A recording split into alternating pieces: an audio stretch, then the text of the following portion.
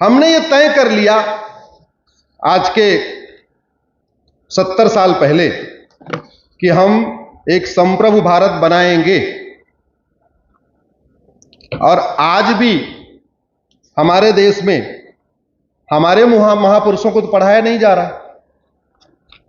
आज भी उन लोगों को पढ़ाया जा रहा है जो यहां आए, लूटे तोड़े, हत्या किया, बलात्कार किया, मारा पीटा, उनको तो पढ़ाया जा रहा है। लेकिन एक से बढ़कर एक हमारे देश में जो महापुरुष हुए, महान राजा हुए, उनको नहीं पढ़ाया जा रहा। उदाहरण के लिए मरीज को नहीं पढ़ाया जाता, कश्यप को नहीं पढ़ाया जाता, विवस्वान को नहीं पढ़ाया जाता, इक्ष्वाकु को नहीं पढ़ाया जाता, पृथु को नहीं पढ़ाया जाता, त्रिशंकु को नहीं पढ़ाया जाता, धुंधुमार को नहीं पढ़ाया जाता, मानधाता को नहीं पढ़ाया जाता, भरत को नहीं पढ़ाया जाता, असित को नहीं पढ़ाया जाता, सगर को नहीं पढ़ाया जाता, अंशुमान को नहीं पढ़ाया जाता, दिलीप को नहीं पढ़ाया जाता, भगीरथ को नहीं पढ़ाया जाता, रघु को नहीं पढ़ाया जाता, जिनके नाम पे चौपाई है, रघुकुल रीत सदा चली आई प्राण जाई पर। उनके बारे में कोई चैप्टर है क्या? नहीं। सुदर्शन को नहीं पढ़ाया जाता, अग्निवर्ण को नहीं पढ़ाया जाता, अम्बरीश को नहीं पढ़ाया जाता, ययाति को नहीं पढ़ाया जाता, नाभाग को नहीं पढ़ाया जाता, और दशरथ को केवल इतना पढ़ाया जाता है कि वो राम के पिता थे। बाबर, हुमायूं, तुगलक, गौरी, गजनी का पूरा इतिहास पढ़ाया जाता है, लेकिन दशरथ जी के बारे में केवल इतना पढ़ाया जाता है कि राम के पिता थे, बस। आपको ये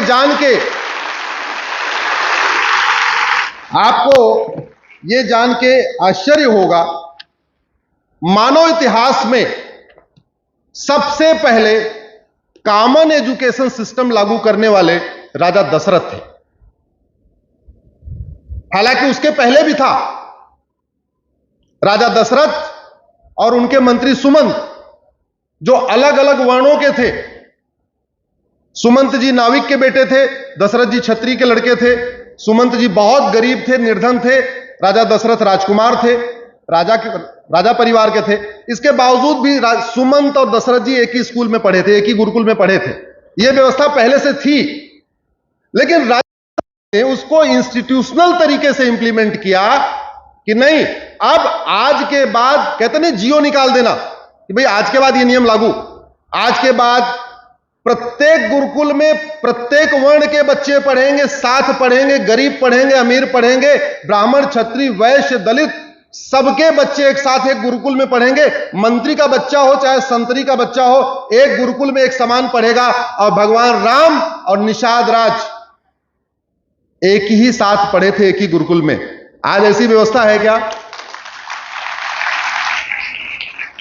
आज क्लर्क का बच्चा अलग स्कूल में पढ़ता है, कलेक्टर का बच्चा अलग स्कूल में पढ़ता है, मंत्री का बच्चा अलग स्कूल में पढ़ता है, संतरी का बच्चा अलग स्कूल में पढ़ता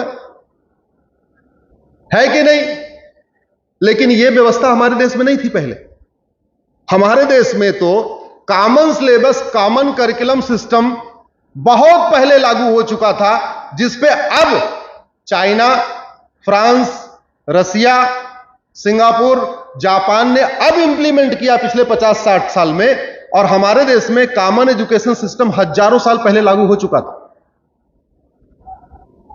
और आज भी हो सकता है। शिक्षा का भारतीयकरण किए बिना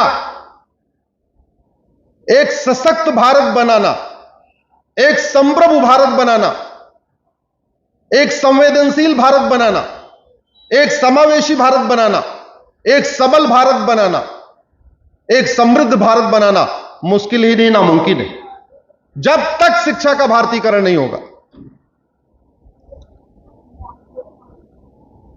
हमारे देश में अभी भी 3 लैंग्वेज सिस्टम चल रहा है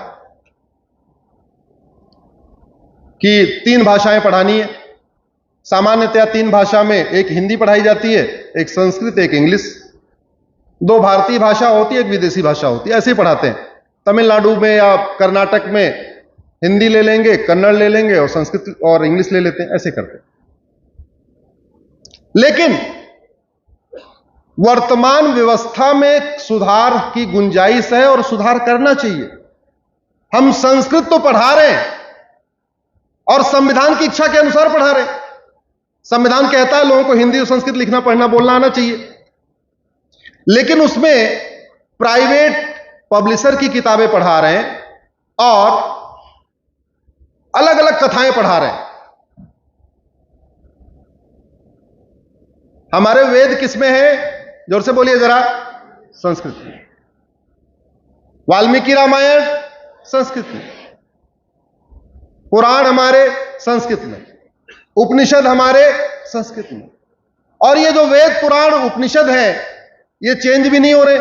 ऐसा नहीं कि इस साल वाले बच्चे को ये वाली खरीदना है, अगले साल तो बदल जाएगा वेद, इसलिए वेद बदलना।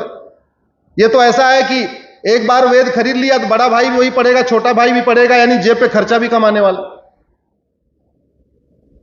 हम संस्कृत पढ़ा रहे हैं प्राइमरी स्कूलों में, अगर उस संस्कृत में प्राइवेट पाठ्य पुस्तकें पढ़ाने की बजाय वाल्मीकि रामायण लगा दें, उपनिषद लगा दें या वेद लगा दें, एक एक क्लास में एक क्लास में एक उपनिषद लगा दिया, अगले साल एक वेद लगा दिया, अगले साल अथर्ववेद लगा दिया, फिर सामवेद लगा दिया, ऋग्वेद लगा दिया, ऐसे जैसे जैसे बच्चा बढ़ता गया हम एक एक वेद लगाते चले गए।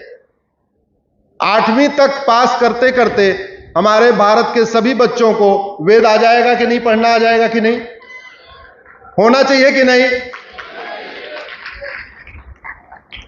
हिंदी पढ़ाते, मैं ये नहीं कह रहा हूं कि निराला जी को मत पढ़ाइए, सुमित्रानंद पंत को मत पढ़ाइए, लेकिन हमारा रामचरितमानस भी तो हिंदी में है।